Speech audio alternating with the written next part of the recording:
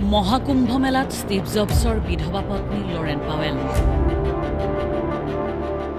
৯১,৩০০ কোটি টকাৰ সাম্ৰাজ্যৰ অধিকাৰী লৰেন পাৱেলৰ সনাতনতাশ্ৰয়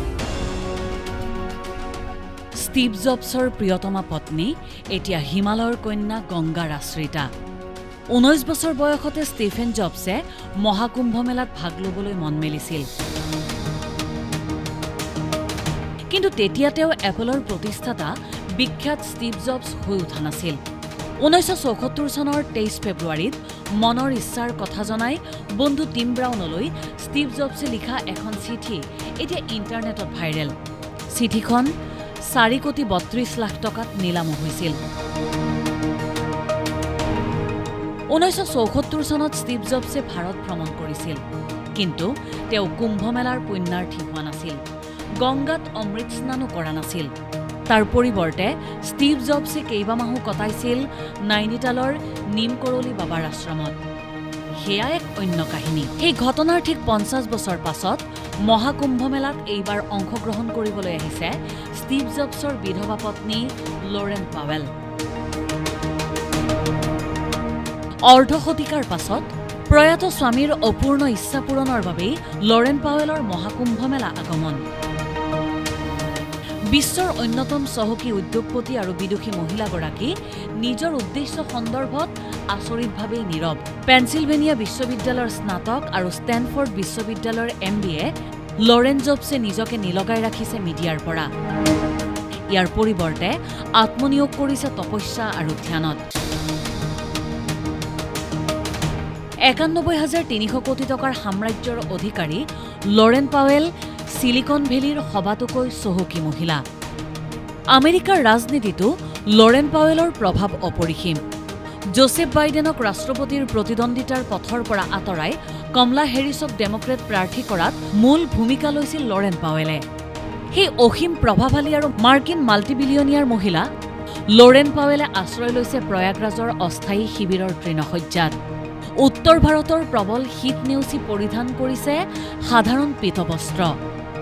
সাজু হৈছে পবিত্ৰ গংগাত বুৰ মাৰি পুণ্যাৰ্জনৰ বাবে কল্পবাসতো ভাগ লৈছে লৰেন পাৱেলে তেনেই লো প্ৰফাইল জীৱন যাত্ৰাৰে আধ্যাত্মিক যাত্ৰাত মগ্ন হৈ আছে তেওঁ সংবাদ মাধ্যমৰ পৰা দূৰৈত অৱস্থান কৰি নিৰঞ্জনী আখাৰাৰ শিবিৰত লৰেনে তপস্যা কৰিছে হিন্দুৰ মন্ত্ৰৰে সংস্কৃত শব্দৰ বিশুদ্ধ উচ্চাৰণেৰে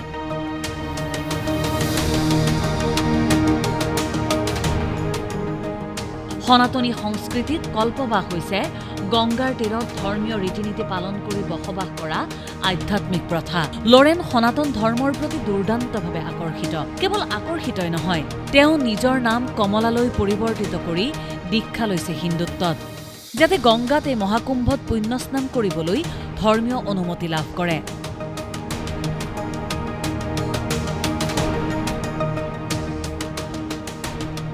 লৰেন পাৱেলে এই সকলো ধৰ্মীয় প্ৰথা আচৰণ কৰিছে মহামণ্ডলেশ্বৰ স্বামী কৈলাশ নন্দগিৰি মহাৰাজৰ অধীনত যেন প্ৰয়াত স্বামী ষ্টিভ জবছৰ অপূৰ্ণ ইচ্ছা পূৰণৰ বাবে এই ত্যাগ মাৰ্কিন বিলিয়নিয়াৰ লৰেনৰ স্বামী ষ্টিভ জবছে হিমালয়ৰ কোলাত সাইকেডেলিক অভিজ্ঞতা লৈছিল শিহৰণকাৰী হেলুচিনেশ্যনৰ অভিজ্ঞতাৰে সমৃদ্ধ হৈ আমেৰিকালৈ উভতি গৈ অবিশ্বাস্যভাৱে সফল শিল্পপতিত পৰিগণিত হৈছিল ষ্টিভ জবছ তেওঁৰ প্ৰিয়তমা পত্নী এতিয়া হিমালয়ৰ কন্যা গংগাৰ আশ্ৰিতা সনাতন ধৰ্মৰ কোনে জানে ৬০ বছৰীয়া এই প্ৰভাৱশালী মাৰ্কিন ভদ্ৰ মহিলাই কি স্বপ্ন পূৰণৰ বাবে সনাতনত আশ্ৰয় লৈছে কৌতূহলী ভাৰতীয় এতিয়া সেই উত্তৰৰ অপেক্ষাত न्यूज़ डेस्क रिपोर्ट देश टुडे अन्नपूर्णा काव घी देश के हर एक खाने को लजीज बनाता है।